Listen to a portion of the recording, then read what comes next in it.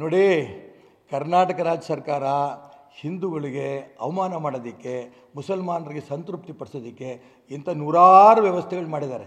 ಬರೀ SSLC ಪರೀಕ್ಷೆ ಕೂರಂಥ ವಿದ್ಯಾರ್ಥಿಗಳಿಗೆ ಶುಕ್ರವಾರ ಮಧ್ಯಾಹ್ನ ಮಾಡಿದ್ದು ಒಂದೇ ಅಲ್ಲ, ಈ ರೀತಿ ನೂರಾರು ಮಾಡಿದ್ದಾರೆ. ಹಾಗಾಗಿ ಎಷ್ಟು FIR ದಾಖಲು ಕೂಡ 100 FIR ದಾಖಲೆ ಮಾಡಿದ್ರು ಕೂಡ ನಾವು ಯಾರು ಬಗ್ಗಲ್ಲ, ನಾವು ಹಿಂದುತ್ವದ ಪರವಾಗೇ ಇರೋರು.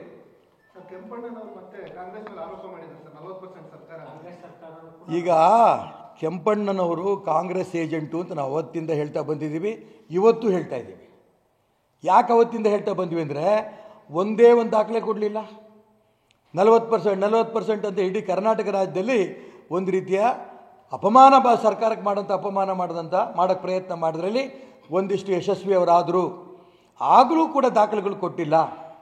ಈಗ ಅವ್ರು ಹೇಳ್ತಾ ಇದ್ದಾರೆ ಮಂತ್ರಿಗಳ ಹತ್ರ ದುಡ್ಡು ಕೊಡಬೇಕು, ಅದಕ್ಕೋಸ್ಕರ ನಾವು 40% ತಗೋತಾ ಇದ್ದೀವಿ ಅಂತ ಅಧಿಕಾರಿಗಳು ಹೇಳ್ತಾ ಇದ್ದಾರೆ. ಸತೀಶ್ ಚಂದ್ರನ್ ಅಡಿಕೆ ತಟ್ಟೆ ತಯಾರಿ ಬಿಸ್ನೆಸ್ ನಲ್ಲಿ 17% ಲಾಭ ಗಳಿಸ್ತಿದ್ದಾರೆ. ನೀವು ಕೂಡ ಅವರಿಂದ ಕಲಿಬೇಕಾ?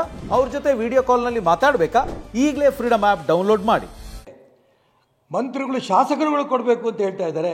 ಇವತ್ತು ಪತ್ರಿಕೆಗಳಲ್ಲಿ ಕೆಂಪಣ್ಣವ್ರ ಹೇಳಿಕೆ ಓದ್ದೆ ನಾನು.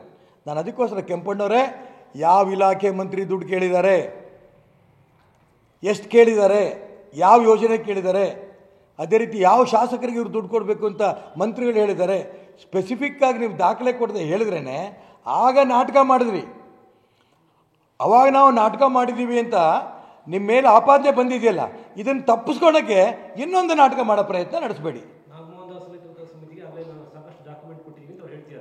ನಾನು ಹೇಳ್ತಿದ್ದೀನಿ, ಪತ್ರಿಕೆಗಳಲ್ಲಿ ಇಲ್ವೇನು, ಟಿವಿಗಳಿಲ್ಲೇನು, ಕೊಡಿ. ಯಾರಿಗೋ ಕೊಟ್ಟಿದ್ದೀವಿ ಅಂತಂದರೆ ಅದು ಬಿಡುಗಡೆ ಆಗಬೇಕು ಅಂದರೆ 20 ವರ್ಷ ಆಗುತ್ತೆ. ಅದಕ್ಕೆ ನಾನು ಹೇಳಿದ್ದು, ಸರ್ಕಾರ ರಚನೆ ಮಾಡೋಂಥ ಸಮಿತಿ ಕೊಟ್ಟಿದ್ರೆ ಸಂತೋಷ, ನಾನು ಇಲ್ಲ ಅಂದಿಲ್ಲ. ಅವ್ರ ರಿಪೋರ್ಟ್ ತೊಗೊಂಡು ಅದು ವರದಿ ಬರೋಷ್ಟೊತ್ತಿಗೆ ಇನ್ನೂ 10 ವರ್ಷ ಆಗುತ್ತೆ. ನಾನು ಅದಕ್ಕೋಸ್ಕರ ಹೇಳ್ತೀನಿ, ಈಗ ಸ್ಪೆಸಿಫಿಕ್ ಆಗಿ ನಿಮ್ಮ ಹತ್ರ ದಾಖಲೆಗಳಿದ್ದರೆ ಟಿವಿಗಳ ಮುಂದೆ, ಪತ್ರಿಕೆಗಳ ಮುಂದೆ ಬಿಡುಗಡೆ ಮಾಡಿ.